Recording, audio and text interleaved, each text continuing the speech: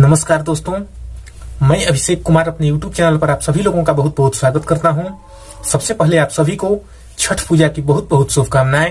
आप अपने जीवन में सफल हों, आपकी हर मनोकामना पूरी हो, ऐसी मैं ईश्वर से प्रार्थना करूंगा। चलिए आज की वीडियो को हम लोग शुरू करें, लेकिन वीडियो शुरू करने से पहले मैं आप लोगों से रिक्वेस्ट करूंगा कि आप हमारे YouTube चैनल को सब्सक्राइब कर दीजिए, साथ ही साथ बेल आइकन प्रेस कर दीजिए, जिससे हमारे हर तरह की वीडियो का नोटिफिकेशन आप तक पहुंचे और आसानी से आप हमारी वीडियो का लाभ लेते रहें, हमारी वीडियो का आनंद आप उठाते रहें। तो चलिए हम लोग फाइनली वीडियो को शुरू करते हैं। आइए आज की वीडियो में हम लोग चर्चा करेंगे डिप्रेशन से संबंधित कुछ पॉइंट को।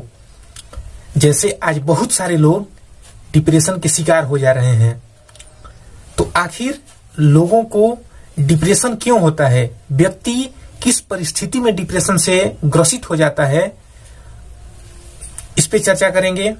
इसके बाद हम क्या करें ताकि डिप्रेशन हमें अपना शिकार न बना सके, इस पे भी चर्चा करेंगे। और जिनको डिप्रेशन हुआ है तो डिप्रेशन से बाहर निकलने के उपायों पर भी हम लोग चर्चा करेंगे। एक एक करके डिप्रेशन के सभी पहलुओं को हम लोग इस वीडियो में देखेंगे। सबसे पहले हम लोग चर्चा कर लेते हैं कि व्यक्ति डिप्रेशन का शिकार कैसे होता है, उसके साथ किस किस तरह की घटनाएं घटती हैं या घट सकती हैं तो डिप्रेशन की चपेट में आ सकता है। तो इसके लिए सबसे पहले जो पहला चीज होता है वो होता है अनियमित दिनचर्या। कभी पढ़ रहे हैं, कभी सो रहे हैं, कभी भी खा रहे हैं, लेट से पूरा सो रहे हैं, पूरा लेट दिन में जग रहे हैं। तो इस तरह का दिनचर्या हमें अपने जीवन में सम्मिलित नहीं करना है। हमारा जो रूटीन होना चाहिए वो एक नियमित होना चाहिए, एक शेड्यूल वे में होना चाहिए। इस टाइम को हमें पढ़ना है, इस टाइम पर हमें खाना खाना है, इतना से इतना हमको इंटरटेन करना है या म्यूजिक सुनना है, फिर इस टाइम पर लगभग हमें सो जाना है। आराम से आपको 6 घंटा या 7 घंटा आप अपना नींद लीजिए, उसके बाद फिर नियमित समय पर जग जाना है, फिर अपना डेली का रूटीन फिर से शुरू हो जाएगा। तो आपको अपना जो दिनचर्या है, जो आपका डेली रूटीन है, उसके साथ समझौता नहीं करना है और उसको एक शेड्यूल वे में अच्छी तरह से बनाना है कि हर चीज, हर काम आपका सही समय पर हो। दूसरा पॉइंट है कि अगर व्यक्ति को किसी चीज का हर्ट लग जाता है, मतलब हर्ट लगना का मतलब हर्ट पहुंचना, जैसे शौक लगना, किसी चीज का बहुत दिल से आप कह सकते हैं झटका लगना, तो उस स्थिति में भी व्यक्ति डिप्रेशन का शिकार हो सकता है। डिप्रेशन को ही हिंदी में अवसाद बोला जाता है।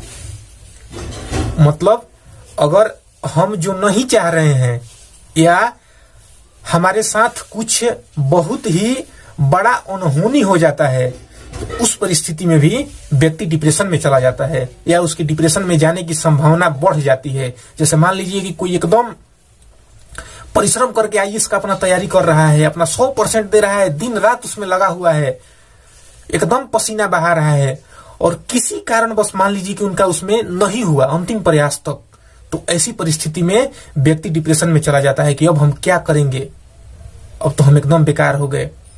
इस तरह की बातें हमारे जहन में बैठ जाती हैं, हमारे दिमाग को प्रभावित कर देती है। तो ऐसी स्थिति में भी व्यक्ति डिप्रेशन में जाने की संभावना बढ़ जाती है। अगला चीज जो होता है वो होता है अकेलापन या सूनापन। मतलब व्यक्ति जब अपने जीवन में अपने आप को अकेला महसूस करता है और वो पाता है कि इस दुनिया में उसका कोई नहीं है, यानी संकट के समय में या कभी भी कोई मदद नहीं कर रहा है, तो ऐसी परिस्थिति में भी व्यक्ति डिप्रेशन का शिकार हो सकता है। और डिप्रेशन बढ़ते बढ़ते, जब डिप्रेशन बढ़ने लगता है और शुरुआती दौर में हम लोग उस पर ध्यान नहीं देते हैं, तो ये जब चरम पर पहुंचता है तो इसका एक स्टेज ही होता है सुसाइडल स्टेज, जिसमें व्यक्ति आत्महत्या तक कर लेता है। तो डिप्रेशन कैसे होता है, इस चीज को हम लोग देखे, इस पे चर्चा किए। अब हम लोग देखेंगे कि डिप्रेशन का लक्षण क्या होता है, कैसे हम पहचान करेंगे कि कोई व्यक्ति डिप्रेशन में है या नहीं है। तो सबसे जो पहला चीज होता है, जो व्यक्ति डिप्रेशन में चला जाता है वो कभी भी लोगों के साथ नहीं रहेगा।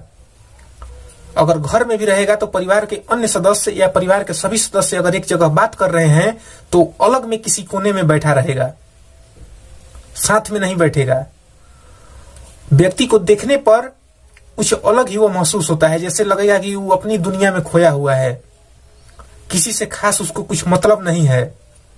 इसके बाद जो सामान्य उसका रूटीन है, यानी कि जो जो काम वो पहले करता था उस काम में उसको रुचि नहीं रहेगी, उस सब काम से धीरे धीरे वो दूर होता जाएगा।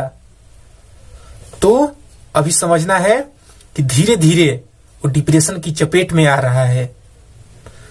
तो इस स्थिति में ही हमें उन पर नजर रखना है और उन पर ध्यान दे देना है, ताकि जो उनका डिप्रेशन है, अवसाद है, वो बहुत बड़ा रूप न ले और कुछ अनहोनी घटना न घटे। जो डिप्रेस्ड व्यक्ति होता है वो बहुत लोगों से मिलना जुलना भी पसंद नहीं करता है, बिल्कुल एकदम अलग थलग रहेगा। ज्यादा जब डिप्रेशन हो जाता है या डिप्रेशन के ही और स्टेज में अगर वो आगे बढ़ने लगता है तो आप देखे होंगे व्यक्ति की आंखों के नीचे काला पड़ जाता है, यहाँ काला हो जाएगा इधर। तो ये सब लक्षण हैं जिनसे व्यक्ति पहचान में आ सकता है कि ये डिप्रेशन में जा रहा है। क्योंकि जो व्यक्ति डिप्रेशन में जाएगा उसको पता नहीं चलेगा कि हम डिप्रेशन में जा रहे हैं या हम अभी डिप्रेस्ड हैं। और आंखों के नीचे काला का मतलब कि अब किसी को दूसरे कारणवश भी अगर आपको दिखेगा कि इसके आंखों के नीचे काला हुआ है तो ऐसा आपको नहीं समझना है कि इस डिप्रेशन में ही है। अब अगला जो स्टेप आता है वो आता है कि अगर किसी व्यक्ति को, ऐसे तो हम ईश्वर से प्रार्थना करेंगे कि भगवान न करे कि किसी के साथ ऐसा हो, लेकिन अगर किसी व्यक्ति को डिप्रेशन हो जाता है, वो डिप्रेशन का शिकार हो जाता है, डिप्रेशन उसे अपने चपेट में ले लेता है, तो उस परिस्थिति में हमें क्या करना चाहिए। देखिए, ऐसी स्थिति में सबसे पहले उस व्यक्ति के साथ जो आपका व्यवहार है वो बिल्कुल ही अच्छा होना चाहिए, मधुर व्यवहार आपका होना चाहिए। उसको लगे कि मेरा अपना है, ठीक है। आपका जो बर्ताव है, आपका बर्ताव उसको अपने तरफ आकर्षित करे, तो उसका जो डिप्रेशन है कुछ हल्का होगा, उसका जो मस्तिष्क है कुछ हल्का होगा। तो आपको ये काम करना है। उसके बाद कभी भी डिप्रेस्ड लोगों को या ऐसे लोग जिनको लगता है कि धीरे धीरे आप देख रहे हैं कि वे डिप्रेशन में जा रहे हैं, आपको अकेले नहीं छोड़ना है उनको। चाहे आपके वे दोस्त हों, चाहे आपके परिवार के अन्य सदस्य हों, चाहे कोई भी हो, जिनको लग रहा है कि आप डिप्रेशन के लक्षण इस व्यक्ति में देख रहे हैं, तो उनको अकेले आपको नहीं छोड़ना है। उनको हमेशा किसी न किसी के साथ में रखना है। जैसे आपके दोस्त हैं तो दोस्त के साथ में रहिए, उनके परिवार के सदस्य से और सदस्यों से, उनके गार्जियन से बोल दीजिए कि आप इनको अकेला मत छोड़िए। क्योंकि जब व्यक्ति किसी के साथ में रहता है तो बातचीत होती रहती है, और जो वो अपनी दुनिया में खोया रहता है, जो उसका मस्तिष्क बिल्कुल अलग थलग पड़ा रहता है, उस स्थिति से वो बच जाता है। इसके बाद आपको उनको एक नियमित रूटीन बना करके और उसमें व्यस्त रखना है उनको। ऐसी परिस्थिति में उनको खाली नहीं छोड़ना है, क्योंकि जब व्यक्ति का मस्तिष्क खाली रहता है, कोई दिमाग पर बोझ नहीं रहता है, तो उस स्थिति में भी हमारा मन मस्तिष्क भटकते रहता है। तो ऐसे व्यक्ति को बिजी रखना है आपको। ये सब घरेलू उपाय हैं, या आप कह सकते हैं कि डिप्रेशन का ये सब फर्स्ट एड है, मतलब प्राथमिक उपचार है। इससे अगर बहुत अधिक हो जाएगा, डिप्रेशन ज्यादा हो गया, तो उस परिस्थिति में जैसे मान लीजिए कि नींद भी नहीं आ रहा है, भूख भी नहीं लग रही है, और व्यक्ति एकदम मतलब अकेले पड़ा रहता है, जरा सा भी उठता ही नहीं है, अकेले किनारे रहता है, आप कहीं और ले जाना चाहते हैं और वो कहीं और जा रहा है, तो वैसी स्थिति में आपको लापरवाही अब उनके साथ नहीं करना है।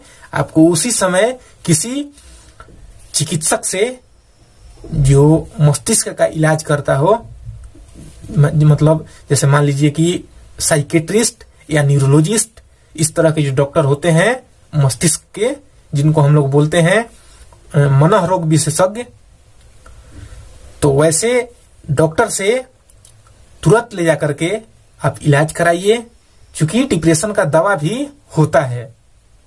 तो मैं उम्मीद करता हूं कि डिप्रेशन से संबंधित जितनी बातों को मैं आज आप लोगों के बीच रखा हूं, इतनी बातें आप लोगों को समझ में आई होगी, क्योंकि बिल्कुल ही आसान भाषा में मैंने ये सब बातों को आपके सामने रखने का प्रयास किया है।